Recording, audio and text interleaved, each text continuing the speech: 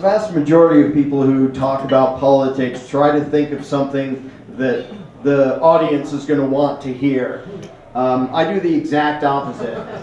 I find out what crowd I'm talking to and think, what can I say that will make them a little bit uncomfortable to try to push the way they think? Because contrary to whatever every politician will tell you and most candidates and everything else, the problem isn't out there. And it's so easy to point to lots of nasty, horrible people doing nasty, horrible things out there and say they're the problem. If we could just talk them into not being nasty, the whole world gets fixed. The truth of the matter is the problem is almost always between people's ears. Even among the vast majority of people who tell me that they're for freedom and they're fighting for liberty and they believe in individual rights. Now, it would be kind of convenient if you could scream and yell and fix all the bad people out there, but the truth of the matter is the only person you can actually fix is yourself. And what I talk about now is almost always trying to distill down what I put myself through for many years to end up with the view of reality I now have. I did lots and lots of psychological kicking and screaming along the way because I didn't want to give up a lot of the paradigms and assumptions I had my whole life. So don't think that what I say is what I started with. It's what I got to after years of looking inside my own head and realizing there's still contradictions there. And as long as there are contradictions inside my own head, I probably shouldn't be screaming at other people very much. I should probably fix that. For anyone who doesn't know, I'm an anarchist. Now, most of the anarchists I know got there by deciding that the choice between having a ruling class and not having a ruling class, it would be better to not have one. That's not how I got where I am. I got where I am by coming to the conclusion that there aren't two choices. There is no government. It's a hallucination because we imagine it to have authority that I can prove it does not have. And if we live our lives based on imagining something that isn't real, it's to be expected that we will do stupid, destructive things. As it happens in this case, the amount of evil and destruction and damage and suffering that comes from hallucinating authority where there is none is just enormous. It's way beyond my comprehension. It's way beyond the comprehension of most people I know, if not everybody. And so what I focus on is getting people to give up superstitions and hallucinations that mess with their own head.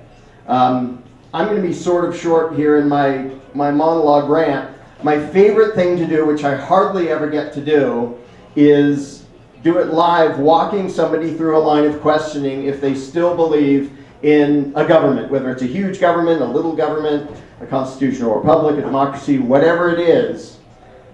And the reason I can't usually do it is because it's not fun to be on the receiving end of it. It wasn't fun when I was on the receiving end of it, doing it to myself. Even then I was uncomfortable. What it comes down to is freedom depends almost entirely on what is between your ears and what's between the ears of everybody else. What happens in Washington, D.C. does not matter in the slightest. It is absolutely irrelevant to whether we have a free society or not. Consider this. I realize that sounds weird if you haven't heard this sort of thing before. Consider this. What if tomorrow morning everybody in the country woke up and for some reason by selective amnesia they didn't know what the IRS was? And eventually they'd get letters that said, we're the IRS and you should give us a bunch of money. And they'd go, I don't know who you are, and they'd throw it away. That's the end of the income tax. It didn't take an election. It didn't take legislation. It took people no longer imagining an obligation to bow to a giant extortion racket. That's all. It wouldn't take a revolution. You wouldn't even have to resist. You just ignore them out of power. That's actually kind of the point of the little video, The Tiny Die, that if you look at the number of extortionists and the number of their victims, it's just ridiculous. We outnumber them a gazillion to one. All of the power they have comes from their victims hallucinating legitimacy to the extortion racket. And it's true of every other law that the politicians want to spew forth. If we don't hallucinate an obligation to bow and obey, they just disappear. They have no power. Authority is always in the eye of the beholder. If we imagine them to be our master, then they are our master. If we stop imagining that, they aren't anymore. Literally, what do you think 400 people in Washington would do if everyone else said, we don't really acknowledge your right to boss us around and take our money?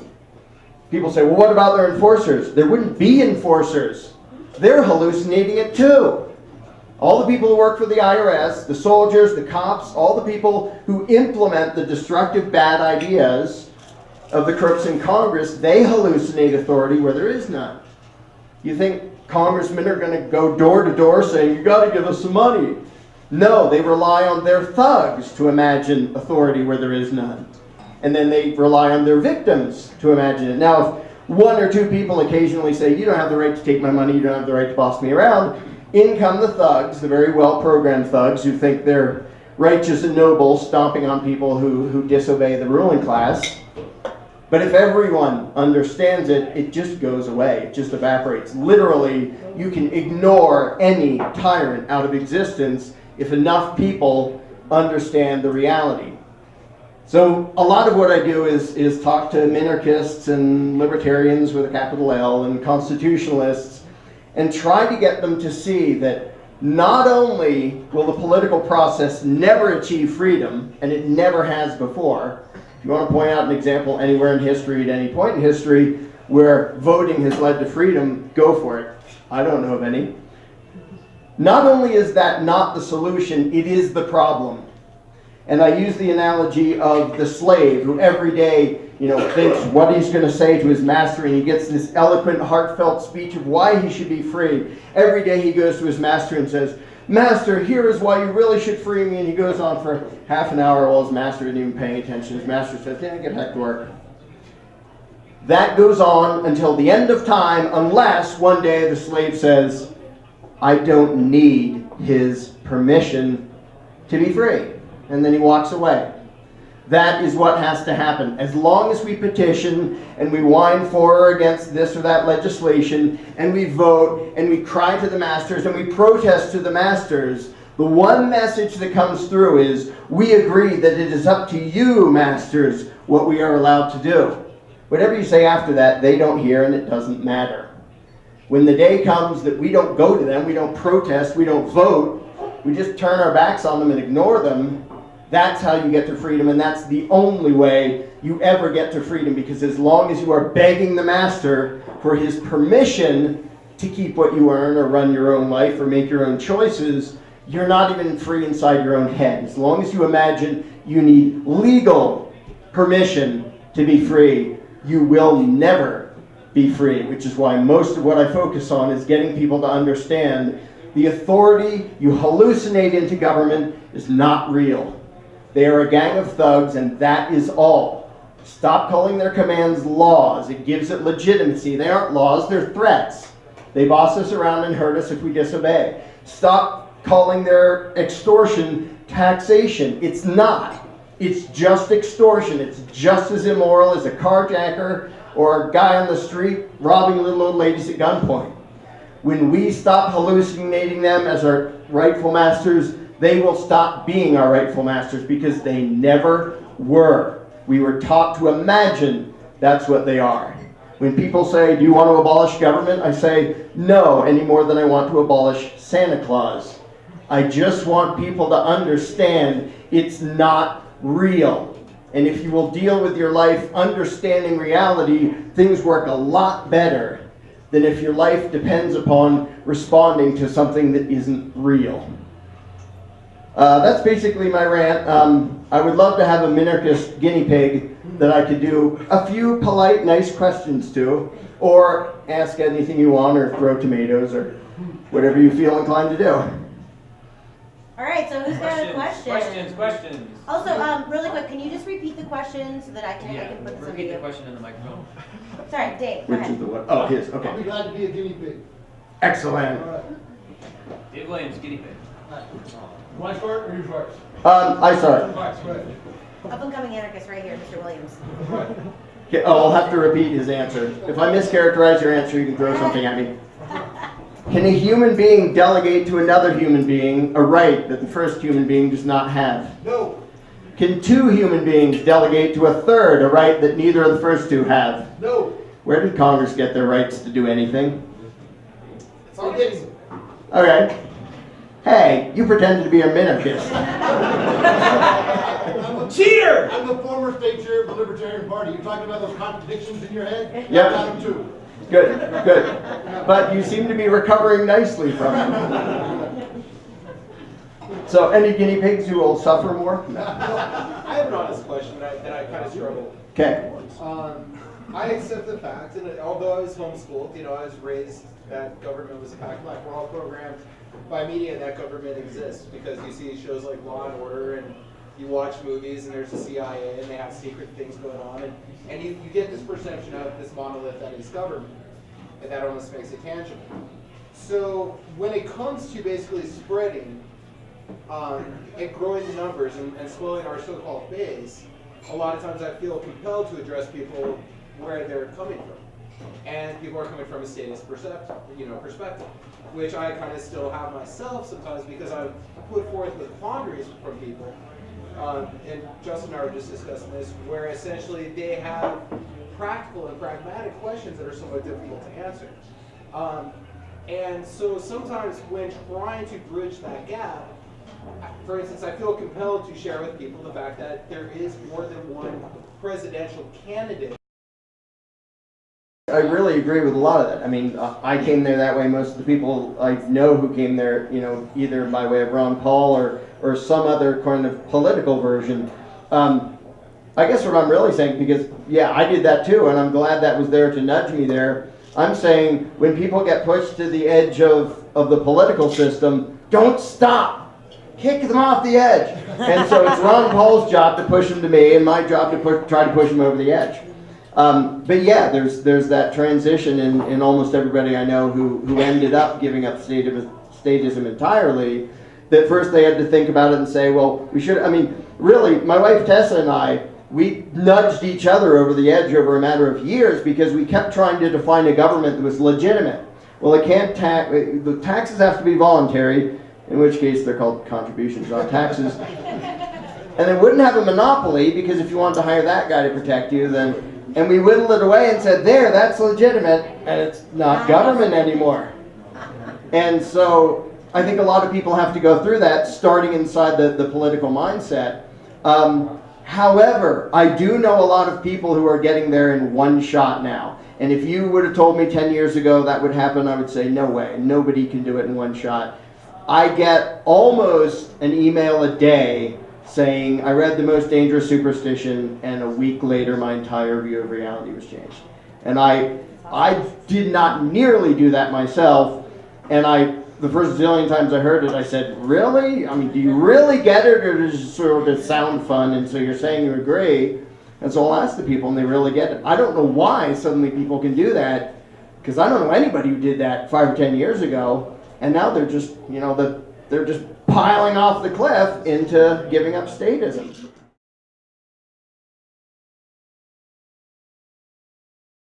None. Do I have to repeat the question, by the way? No, I totally sympathize with the concern. Here's why I say none. Why I say there is no, like a lot of people say, well, we have to get there gradually, and I'm not saying this is what you said, but a lot of people say, well, we have to get there gradually or nudge people in that direction. There isn't actually a direction between somebody else owns you and you own yourself. It's one or the other. It's digital. The entire analog scale of Gary Johnson to Barack Romney has nothing to do with freedom or philosophy. It's just how nice do you want your master to be. This actually came up in a fun little panel discussion we had at Libertopia with his VP candidate, Judge Jim Gray, to vote or not to vote, which is already posted from the Libertopia that just happened. The thing is, you can't get to there by getting a nicer master. And to say, I want a guy who's going to let me keep more of my money and let me keep my guns and let me make more of my choices and let me smoke pot, really, in a practical sense, and I say this all the time, if I had to be owned by somebody, I wouldn't mind being owned by Ron Paul, because I bet he would be pretty nice to me.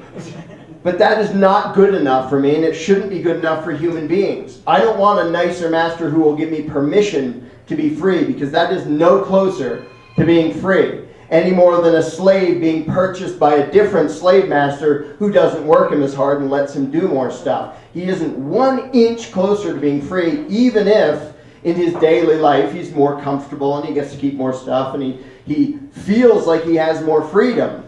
The underlying lie is still there that he is the property of someone else. And as long as the belief in government remains, that is people believing they are the property of somebody else. If you think somebody else gets to decide tax rates, in other words, somebody else gets to tell you how much of what you earn you keep, the fact that he says you get to keep 90% instead of you get to keep 50% may make you comfortable more comfortable on a practical level, but you are no closer to being free.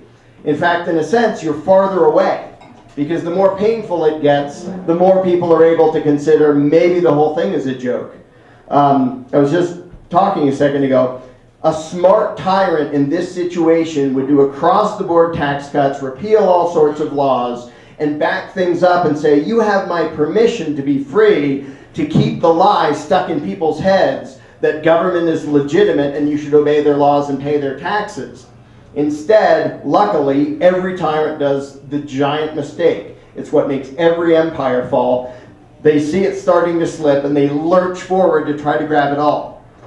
When they do that, it means they're losing the battle of philosophy and ideas, and you cannot enslave 300 million people by brute force, especially when 100 million of them have guns. Elliot. Go ahead, Elliot. So are you arguing that you are free today and that any idea that you're not free is an illusion, or are you saying that you are not free today? I'm free in here. There are people outside of me who inflict threats upon me. Most of them call them laws and government. But I do not acknowledge any rightful master over me. And the slave that understands that he is not the property of anybody else is way ahead of the slave who's owned by a nice master. So here's the thing. So you're simply saying that any sort of person who says that they have an obligation upon you has no moral validity. Is that what you're limiting to? In that you are actually, in your opinion, are free today apart from any sort of fictitious obligation that's imposed? It's his Well, opinion that he's free. It's his Yes. opinion. That's just Yeah, and I can impose obligations on myself by agreeing to do something with it. But yeah, somebody who claims to be authority over me, he's lying. And if I can get away with disobeying him, I have no obligation to obey. And so then the reason why you support anarchy is, in your opinion... I don't support anarchy any more than I support abolishing Santa. It's what is. Okay, the reason why you are opposed to having an organized system of government, if I'm correct, are you opposed to an organized system of government? There is no such thing as government. So how do you define the current system of laws, regardless of legitimacy? Gang of thugs making crap up. The reason why you're opposed to the current gang of thugs making crap up that we have today, in your words, not saying I agree with it, but in your words, is because they are greater proximity to reducing your ability to act in the ways that you want of your life, as if those thugs were empowered, or why are you opposed to that? Because no human being can have the right to rule another. But there's always going to be... No, there will not. There will always be people who want to take your stuff. Yeah. The difference is that what we have now is greater control over them of what we will have. No, it's that not. we do not have voting and we do not have democracy. There will always be people who want to take your stuff. The difference is you imagine that some of them are legitimate. No, I don't. No, I'm not imagining they're legitimate. I'm imagining, or not imagining, that I have a greater degree of control over them than what we would have in a so-called state of anarchy. Really? You have a control over Congress. I have more Ready? control- I have Make more them control- give you- ready? I have more control over them than we would have in a system. Great, great. Let's test that hypothesis. Get them to give you a 1% tax cut. Ready? Go. Get your system of multiple mafias to not kill you. Go. See, the thing is, you want to look at Do all I the look costs dead? of this system. Whoops. You Do I wanna look at dead? all the costs of other systems. You're creating a fictitious test. You're loading the die on one side. No, I just demonstrated you have no control over I've Congress. just demonstrated that your other system, you have no control It's over not a either. system. It is. right. It's an absence of a ruling class. There will still be people who are trying to inflict harm upon Yep. them, and you have no control over them. Okay, so, You have And I have more control over Hold here on. than you have over there. And So that's the difference. no, you absolutely And don't. No, You you don't. absolutely do not. And You you're don't not. even. That's the difference. You don't even have control over your own mind because you imagine you need to. No. I never am assuming a legitimacy here. I never said it's legitimate. I'm saying. Wow, can we get that on record? Whoa, record that. Oh my God! You called it government. Government means it has authority. No, that's the definition you're imposing upon it. That's what the word saying means. Is that your idea of call it what you will, call it anarchy, call it lack of government, How about call it understanding lack of reality? organization of gang of thugs. It's still going to result in more force being applied to you than what we have today. What? Tell me this. If tomorrow 300 million people don't feel an obligation to obey the IRS, do you think the IRS will have more power or less power? We're going to have the IRS with less power. We'll have something else take its place. Really? That's the thing. Yes, we will. And what will this gang look like that can forcibly rob 200 million people who don't feel an obligation to obey? Something like the state of nature and Thomas Hobbes. Oh, my God. So we'll be more robbed if we stop imagining that someone has the right to rob It has us. nothing to do with imagining rights. It has to do with It has whether or not someone everything. is actually going to rob you. It has everything to I know do. what, it has nothing with legitimacy. You're focusing on legitimacy as the fundamental question. It is. This is irrelevant. Wait. The question is the power to minimize the force okay, that is Wait, available. wait. So, Who's imposing whose definitions here? but wait, that's a really good question. But hold on, stop. Go ahead. Everybody always wants to know who will build the roads, who will be the defense agencies. Well, we're not Hold talking about on. Wait, we haven't gotten wait, there. wait, Elliot. We're not. Elliot, you're talking about defense agencies. No, I'm talking Yeah, about yeah. whether someone, forget about defense agencies. I'm not saying anyone has to defend you. I'm saying if you do not have this gang of thugs, will not another gang of thugs take its place or multiple gang of thugs war over you and All you right. get caught in the As Now, long as- let's let Larkin answer your question. As So, long as calm people down. hallucinate authority, yes. But if you actually think that 100,000 human beings, that's all there are at the IRS. The entire IRS has about 100,000 employees. 2,000 of them are armed. The rest are paper pushers. If you really and truly believe that 2,000 armed people can continually rob 200 million people every year who don't feel an obligation to obey them, you are delusional. And what's going on with Las Zetas in Mexico? What's going on with all the different... Nice change of topics. Do No, you because imagine? No, because see, here's the thing. You're so focused on authority and legitimacy, but you ignore the fact that if you get rid of authority and legitimacy, you're just going to have a different group of gang of thugs fighting over stuff, and your freedom and your property and your life is still going to be restricted. So in you some other don't way. It's the think- difference of proximity of threats. No. So you don't think that the fact that 100 million victims of the IRS extortion racket, imagining it to be legitimate, you don't think that's the driving force behind the income tax? I think that that drives the income tax, but I don't think that that's what's driving the fundamental question, which has to do with you avoiding people impinging your freedom and liberty and your ability to act. That's the question. Legitimacy, authority, that's all non-sequiturs. The question is, how do you get to maximize your freedom and people getting in your way? And the fact of the matter is, you're so focused, you're so fixated and obsessed with authority and legitimacy, you ignore the fact that there are other things that would inevitably arise. They're utterly trivial. They're So utterly you don't trivial. believe- wait. Elliot, you don't believe in the free market? You don't think that the market works? You really think the government is better than the market? Is that what you're saying? What I am saying is that the free market relies upon the rule of law, and if you do not have it, So the free market only works with the retarded area of government? You know what? Freedom relies on domination. I'll take a gun. All right, wait. This is what's Elliot! happening in history. Elliot, your questions are over. Jesse, please ask another question. Thank you for participating.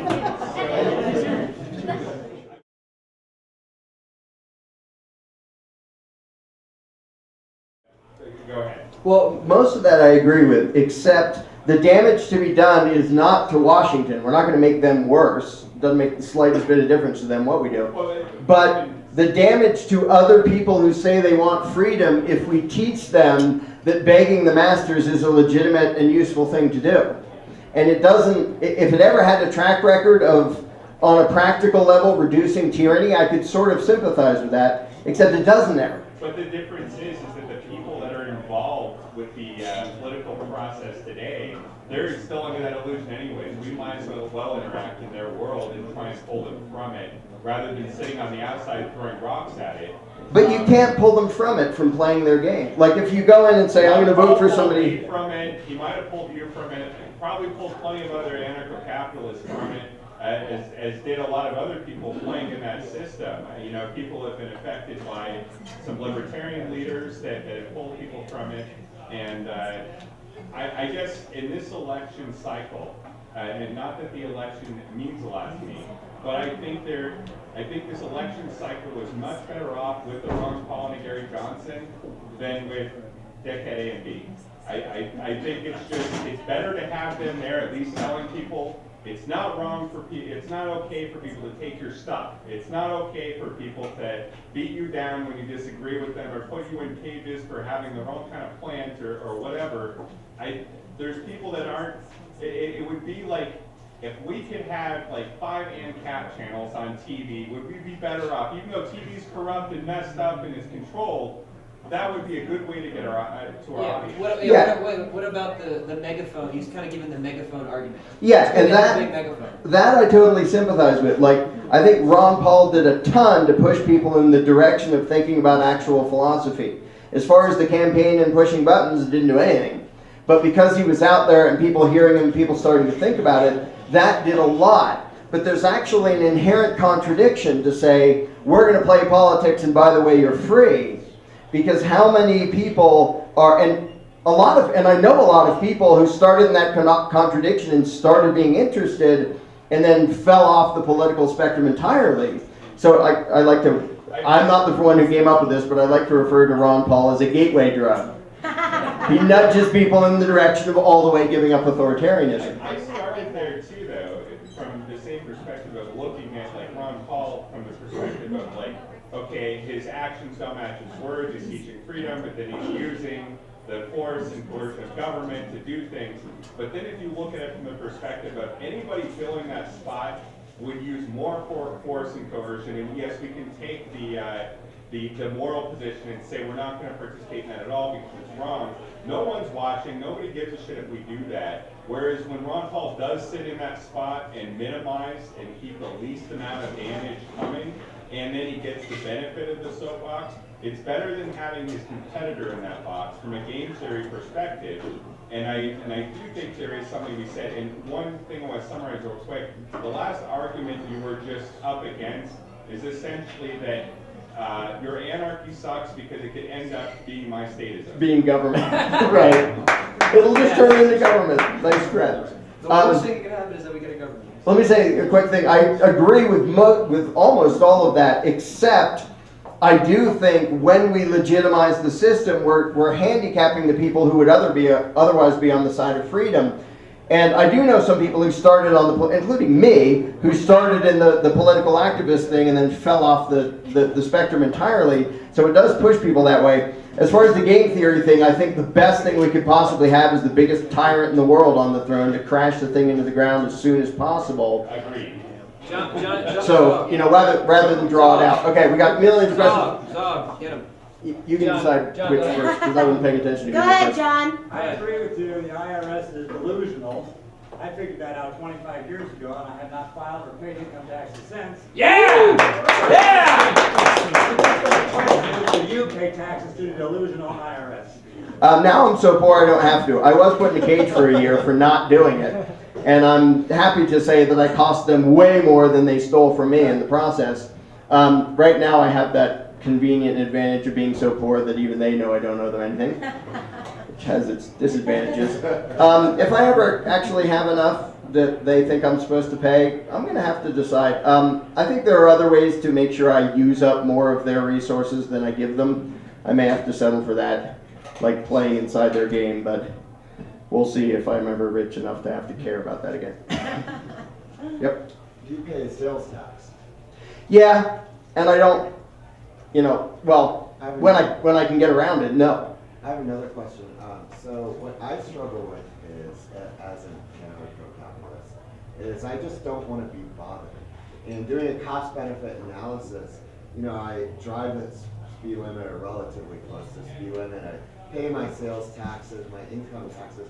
just because, and I'm a business owner, so I just don't want to be bothered, so. Yeah, it's self-preservation is no sin. You know, I know some people who just hurl themselves against the beast and say, I won't do anything, and I sympathize with them, and I know some people who say, you know, I go along with a lot of it because I don't want to be tased or shot or anything else.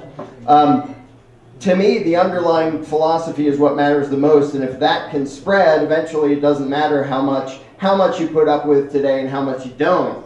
The thing is, if people feel, if everyone lost their feeling of obligation to bow, then we all stop and it just goes splat. But in the meantime, yeah, I know lots of people who compromise and go along with lots of stuff, including me. Like, there's lots of things that I don't get into a shootout over, which I don't feel they have a moral obligation to impose on me. And to me, that's the thing, is when people give up that, then tyranny falls. And it's just like, and I often say this, it sounds a little bit mean, but that's because it is. I view people with badges like rabid dogs. There's something wrong with their brain that makes them very dangerous, so when I'm around them, I don't make sudden moves, I'm quiet, and I usually do what they expect me to do so they don't rip my throat out. It's not because I imagine them to be my rightful master, it's because I want my throat still attached to the rest of me. And if everyone gets to the point where they understand that, then it's really easy to take it down. Which is why instead of going, let's go resist and blah, blah, blah, I try to get people to understand you are not beholden to these people. They are not your rightful masters. These are not laws. These are not taxes. They're just threats from thugs. Because when enough of us understand that, we don't have to bow to their garbage to save our own necks anymore. But yeah, I don't at all blame people for trying to stay alive in a society that, for the most part, thinks we're the property of the politicians. To me, the weirdest thing that I see happening now, and I don't know why, like when I look back at my own history of struggling and trying to hang on to the Constitution and trying to hang on to limited government, trying to hang on to authority, I don't know what made me after years just go, I don't really need that anymore, and own myself.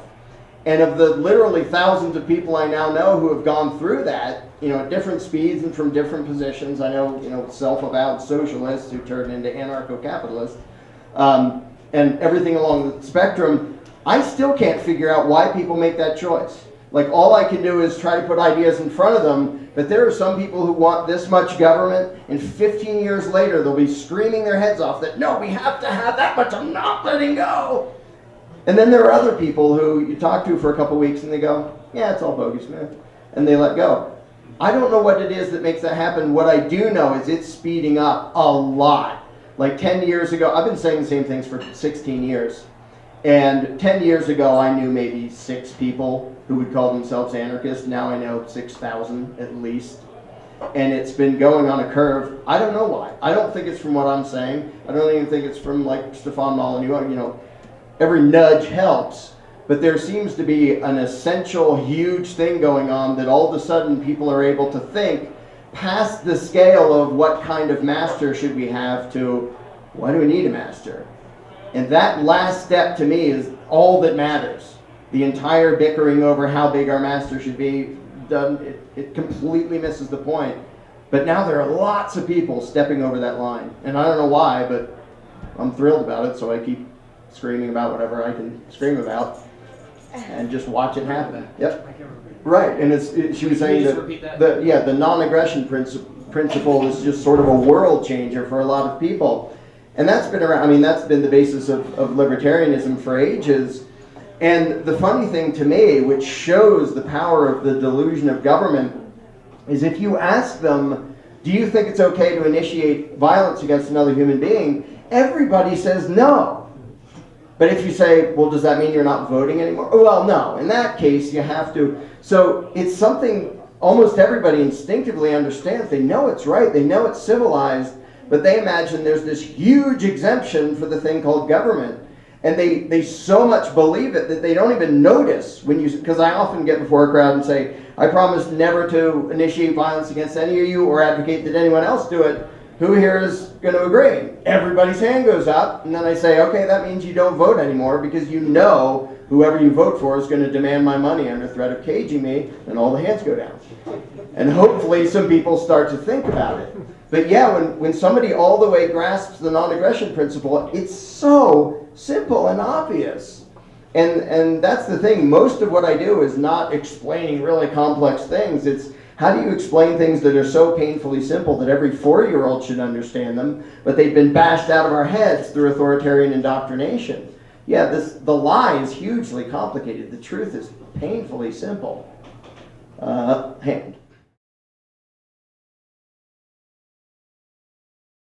I'll always bring this up. Oh, you get rid of it, you'll have another one. As long as people believe in authority and government, absolutely. Which is why the belief is what has to go. And until it does, even if this one puts itself out of business and crashes, economic disaster, whatever it does, you know, Soviet Union, Rome. Oh no, I would agree. I would say that the NCAP community and the liberty movement, what we need to do is we need to get to that finish line before the state fully collapses. Yeah. So that Yeah. we can avoid a new one. It will be a very, very unique, never say very unique, it'll be a very unique situation when this empire falls on its face and gives the people who actually believe in freedom a chance to live it without getting run over by tanks and blown up by drones and stuff. Get there. Yeah. Close. And when people ask me, you know, well, you really think there will ever be a society without government? Absolutely 100% guaranteed, for the same reason that it was inevitable that eventually we'd know the earth isn't flat and the sun doesn't go around us, it's the other way around. The evidence will be there forever. Now, lots of nasty, horrible things might happen in the meantime. It may take years and years and years, but eventually the bleeding obvious wins out over the complicated lie, and that will be the same with the lie called government. Sooner or later, everyone's going to look back on today and say, wow, they actually imagined that a group of human beings had the right to boss everybody around. They will look at our constitutional republic the same way we look at the notion of divine right of kings. Oh, some watery tart lobbed a scimitar at you and suddenly you have the right to rule. How we look at that is how the future will look at politics today. Give it up! Give it up for Larken Rose. All right, I know that some of the statists in the room had their interest piqued, so I would encourage you to check out Larken's book, The Most Dangerous Superstition, because it certainly is dangerous and a superstition.